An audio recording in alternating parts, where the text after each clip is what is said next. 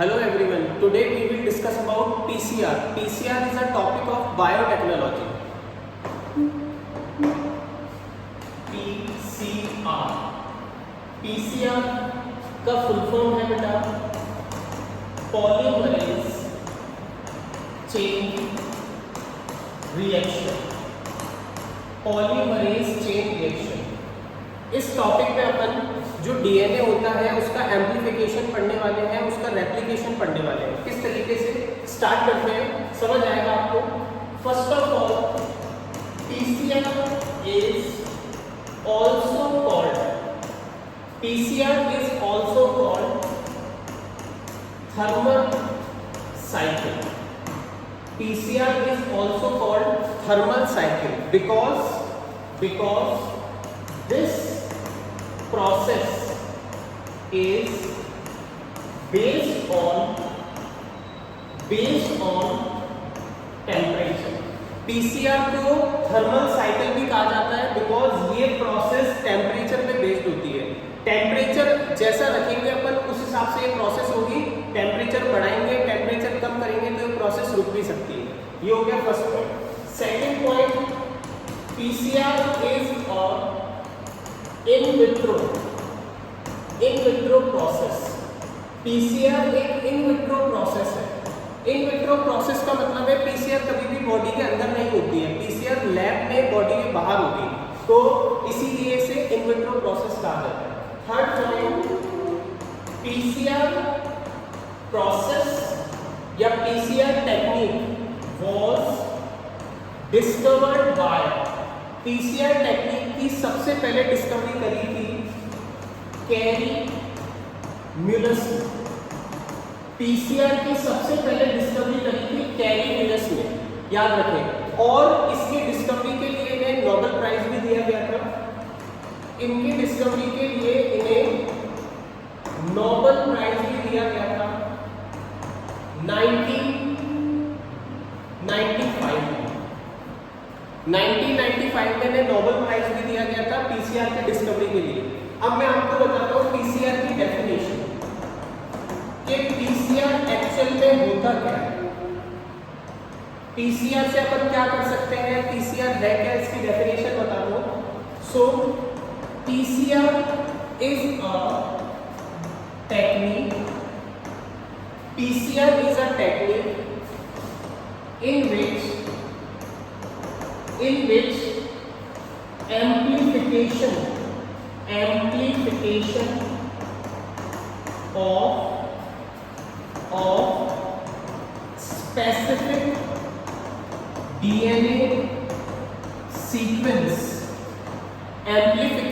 of specific DNA sequence is carried out in vitro. PCR एक ऐसी technique है जिसमें अपन एम्प्लीफिकेशन करते हैं. एम्प्लीफिकेशन का मतलब होता है यहाँ पे मल्टीप्लिकेशन एंड एम्प्लीफिकेशन का मतलब होता है यहाँ पे मल्टीप्लिकेशन मतलब अपन डीएनए को काफी बार मल्टीप्लाई करके उसकी कॉपी बना सकते हैं. तो PCR एक ऐसी टेक्निक है जिसमें एम्प्लीफिकेशन या मल्टीप्लिकेशन किया जाता है स्पेसिफिक डीएनए सीक्वेंस का carried out in vitro condition में. इसे कहते हैं PCR. अब PCR एक टेक्निक है. लैब में अगर ये टेक्निक परफॉर्म अपन कर रहे हैं तो इसके लिए कुछ रिक्वायर्ड मटेरियल भी अपने को चाहिए होंगे. तो next topic is required materials. PCR के लिए क्या क्या रिक्वायर्ड मटेरियल चाहिए होते हैं ये अपन को समझना बहुत जरूरी है, तभी अपन इस डीएनए का एम्प्लीफिकेशन कर पाएंगे. रिक्वायर्ड मटेरियल में फर्स्ट अपन लेंगे डीएनए सैंपल. सबसे पहले अपन को जिस डीएनए का एम्प्लीफिकेशन करना है वो डीएनए अपने सामने होना चाहिए. तो अपन ने सबसे पहले एक डीएनए सैंपल ले लिया कुछ इस तरीके से. ये हो गया डीएनए सैंपल. सेकंड अपन लेते हैं डीएनए प्राइमर. दोस्तों डीएनए प्राइमर मल्टीप्लिकेशन या एम्प्लीफिकेशन को स्टार्ट करेगा, इसीलिए अपन डीएनए प्राइमर को लेना ना भूलें, ये बहुत जरूरी होता है. डीएनए प्राइमर अपन 2 तो यहाँ मैंने लिखा डीएनए प्राइमर के अपन 2 सेट्स ले लेते हैं कुछ इस तरीके से। ये हो गया डीएनए प्राइमर। ये आपके सामने मैंने 2 सेट ले लिए डीएनए प्राइमर के कुछ इस तरीके से। ये हो गया डीएनए प्राइमर। अब सर ये डीएनए सैंपल तो हमें समझ आ गया कि डीएनए सैंपल क्या है। ये डीएनए प्राइमर क्या चीज है? डीएनए प्राइमर की अगर मैं बात करता हूँ दोस्तों, तो इसका मतलब होता है small fragments of DNA. Small fragments of DNA के छोटे छोटे पीस अगर अपन करते हैं तो उन पीसों को भी अपन कहते हैं डीएनए प्राइमर। इस चीज को आप याद रखें। तो स्मॉल फ्रैगमेंट ऑफ डीएनए, ये 2 रिक्वायरमेंट्स मैंने आपको बताई। आगे बढ़ते हैं। अच्छा, डीएनए प्राइमर से रिलेटेड मैं आपको एक और चीज बता देता हूँ। डीएनए प्राइमर से रिलेटेड जैसा कि मैंने पिछली स्लाइड में आपको बताया, इससे रिलेटेड मैं आपको एक और चीज बता देता हूँ। These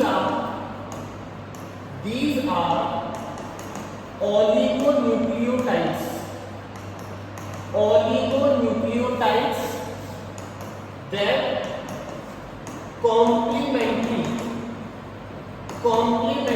of DNA. ये ऑलिगोन्यूक्लियोटाइड्स होते हैं जो डीएनए के कॉम्प्लीमेंट्री होते हैं, डीएनए के जस्ट कॉम्प्लीमेंट्री, जस्ट अपोजिट होते हैं, उन्हें अपन बोलते हैं डीएनए प्राइमर। और इनके अंदर 10 to 18 न्यूक्लियोटाइड्स प्रेजेंट होते हैं। ये एक बहुत ही इंपॉर्टेंट इंफॉर्मेशन है जो सभी को पता होनी चाहिए। तो 10 to 18 न्यूक्लियोटाइड्स प्रेजेंट होते हैं और ये कॉम्प्लीमेंट्री डीएनए होता है। ठीक है, ये हो गया डीएनए प्राइमर। अब मैं लेता हूँ थर्ड टूल या थर्ड रिक्वायरमेंट में लेता हूँ। थर्ड रिक्वायरमेंट की अगर हम बात करते हैं तो ये है अपना एंजाइम।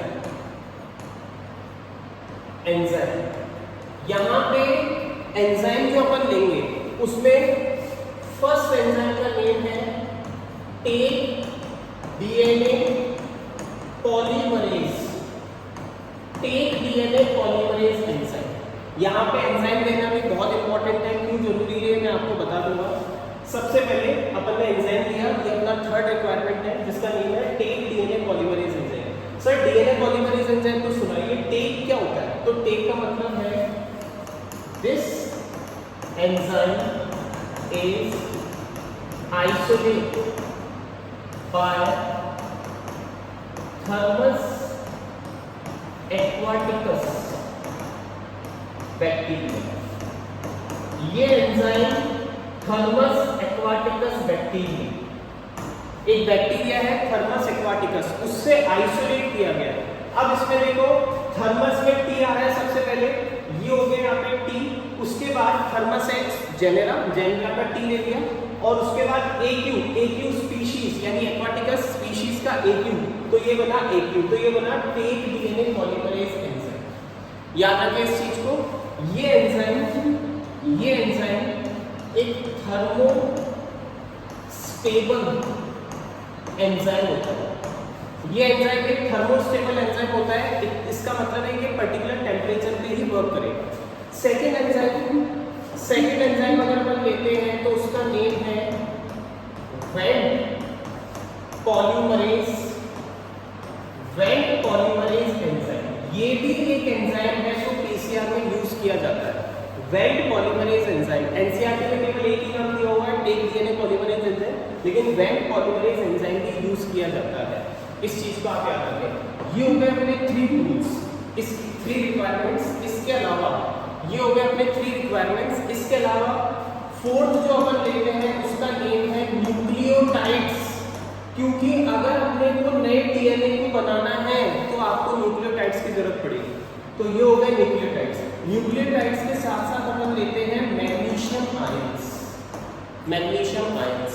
तो दोस्तों ये कुछ इस तरीके से रिक्वायरमेंट्स हैं जो डीएनए पॉलीमरेज में डीएनए एम्प्लीफिकेशन या पीसीआर टेक्निक में काम आते हैं।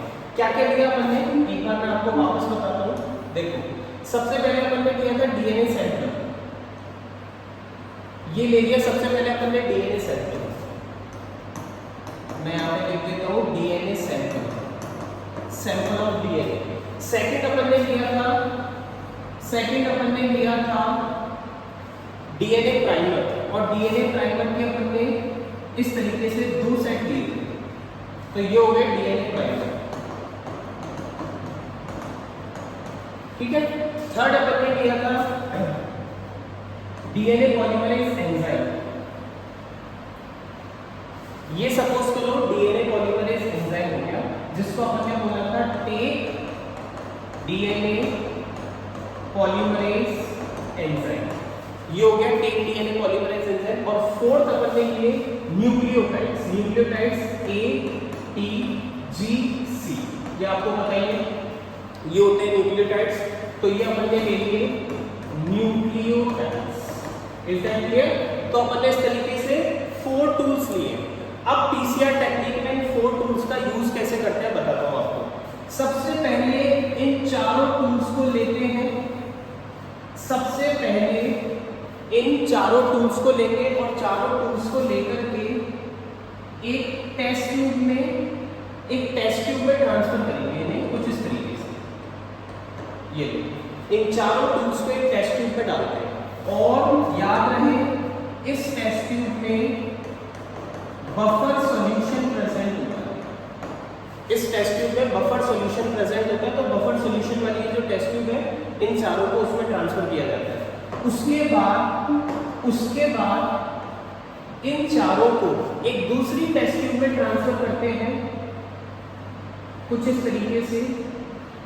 ये रही दूसरी ट्यूब। इस ट्यूब को पीसीआर ट्यूब कहा जाता है।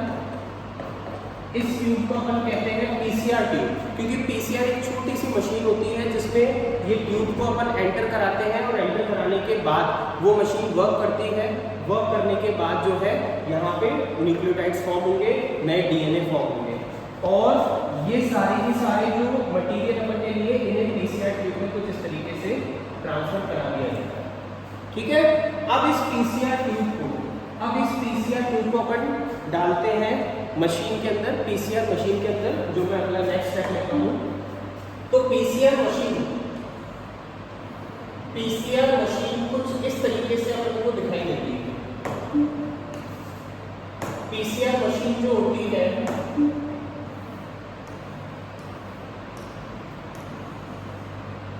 वो कुछ इस तरीके से अपन को दिखाई देगी, इस तरीके से। और इसमें यहाँ पे कुछ इस तरीके से डिस्प्ले होती है। यहाँ पे आपको टेम्परेचर का पता लगेगा। ये जो ऊपर वाली डिस्प्ले है, यहाँ पे आपको टेम्परेचर का पता लगेगा।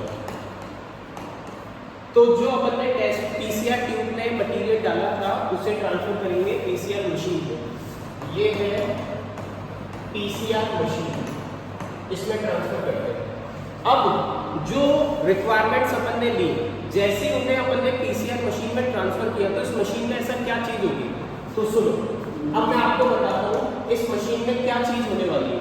तो PCR technique is completed into 3 steps. जो पीसीआर टेक्निक है, पीसीआर मशीन में जो टेक्निक होगी वो 3 स्टेप्स में कंप्लीट होगी। 3 स्टेप्स में फर्स्ट स्टेप होता है डीनेचुरेशन, सेकेंड स्टेप होता है एनेबलिंग, और थर्ड स्टेप होता है एक्सटेंशन। ठीक है। तो कुछ इस तरीके से पीसीआर मशीन में 3 स्टेप्स फॉलो हो गए। अब ये जो 3 स्टेप्स हैं, इसमें फर्स्ट हो गया डीनेचुरेशन, सेकंड हो गया एनेबलिंग, और थर्ड हो गया एक्सटेंशन। ये 3 स्टेप्स होते हैं इसमें। अब मैं आपको 1 बाय 1 ये स्टेप्स बताता हूँ। सबसे पहले अपने पास जो डीएनए का सैंपल होता है, जो अपन ने लिया था, वो कुछ इस तरीके से दिखाई देता है।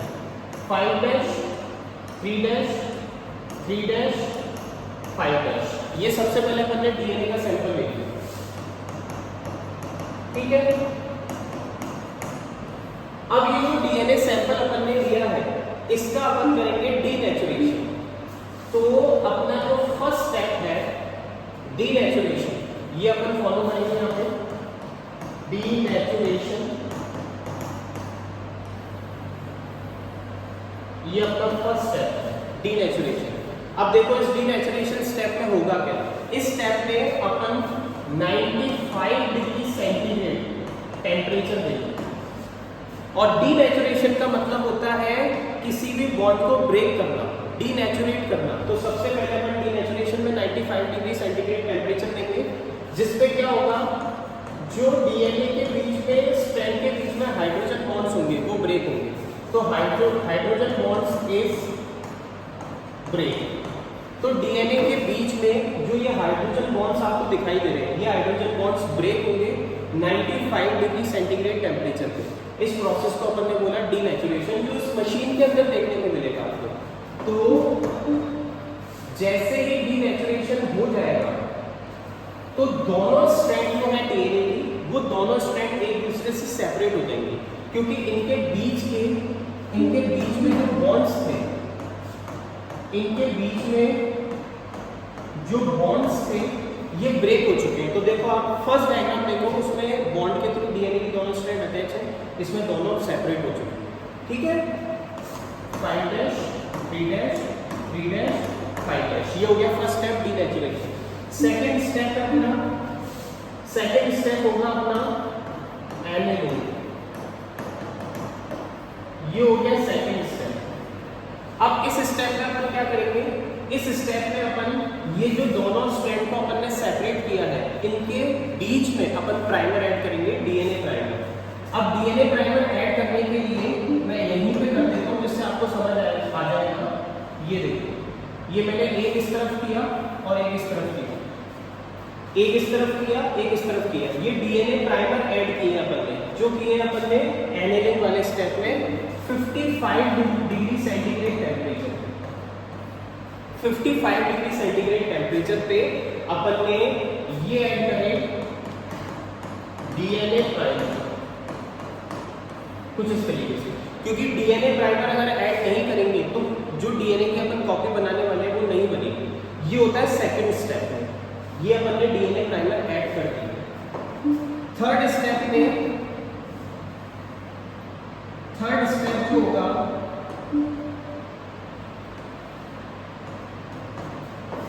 उसमें कुछ इस तरीके से मैंने सबसे पहले डीएनए बना दिया, और ये जो यहाँ पे प्राइमर लगे हुए हैं ये भी बना दिए, 5 डैश 3 डैश 3 डैश 5 डैश। अब फॉलो करेंगे अपना थर्ड स्टेप। थर्ड स्टेप जो होगा इसे एक्सटेंशन बोलते हैं। जो थर्ड स्टेप है अपना, इसे एक्सटेंशन बोलते हैं। एक्सटेंशन को पॉलीमराइजेशन भी कहा जाता है, पॉलीमराइजेशन, एक्सटेंशन को पॉलीमराइजेशन भी कहा जाता है। एक्सटेंशन प्रोसेस में जो अपन ने न्यूक्लियोटाइड्स लिए थे, जो 4 रिक्वायरमेंट्स थी, उसमें से देखो यहाँ पे डीएनए हो गया, डीएनए प्राइमर हो गया, अब बचा न्यूक्लियोटाइड्स और टेक डीएनए पॉलीमरेज। तो याद रखना जो थर्ड स्टेप है, इसमें अपन एक को लेंगे यहाँ पे बच्चों, टेक डीएनए पॉलीमरेज एंजाइम, एक तो अपन ये लेंगे यहाँ पे, और दूसरा लेंगे अपन यहाँ पे न्यूक्लियोटाइड्स। याद रखना टेक डीएनए पॉलीमरेज एंजाइम यहाँ पे न्यूक्लियोटाइड्स को फॉर्म करेगा, और जो न्यूक्लियोटाइड्स हैं वो इस तरीके से यहाँ पे ऐड हो जाएंगे, कुछ इस तरीके से।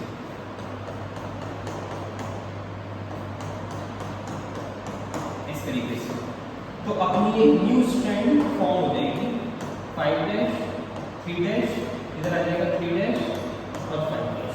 तो ये दो अपने पास डीएनए बन चुके हैं सेपरेट, और इसे ही अपन कहेंगे एम्प्लीफिकेशन। ये अपने पास 2 न्यू डीएनए फॉर्म हो चुके हैं, और ये 2 न्यू डीएनए 3 स्टेप्स में फॉलो करेंगे, जिसमें से फर्स्ट स्टेप था डीनेचुरेशन, जिसमें अपन ने सेपरेशन किया। सेकंड स्टेप था एनेलिंग, जिसमें अपन ने क्या ऐड किया, जिसमें अपन ने ऐड किया बच्चों, जिसमें अपन ने ऐड किया डीएनए प्राइमर। डीएनए प्राइमर के ऐड करने को अपन एनेलिंग बोलेंगे। और थर्ड स्टेप जो था एक्सटेंशन, जिसे पॉलीमराइजेशन भी बोला, इसमें न्यू डीएनए की स्ट्रैंड फॉर्म हुई टेक डीएनए पॉलीमरेज एंजाइम के थ्रू और न्यूक्लियोटाइड्स के थ्रू। अब एक बार में लास्ट वाला जो डायग्राम था उसे वापस बना देता हूँ, एक्सटेंशन वाला 5 डैश 3 डैश 3 डैश 5 डैश 5 3 3 5। ये 2 DNA फॉर्म हो चुके थे और इस स्टेप को अपन ने बोला एक्सटेंशन। ठीक है, अब ये जो 2 DNA फॉर्म हुए हैं, अगर अपन उनकी 30 साइकिल्स को रिपीट करते हैं तो अपने पास approx 1 billion time new DNA form हो सकता है। तो अपने पास approx 1 billion time new DNA की कॉपी फॉर्म हो सकती है। तो पीसीआर इतनी एडवांस टेक्निक है जिसमें केवल पीसीआर की 30 साइकिल रिपीट करने से, 30 साइकिल में डिनेचुरेशन, एनेलिंग और एक्सटेंशन, इन 3 स्टेप्स को 30 बार रिपीट करने से 1 बिलियन टाइम्स तक न्यू DNA फॉर्म हो सकते हैं। ये था पीसीआर टेक्निक। Thank you.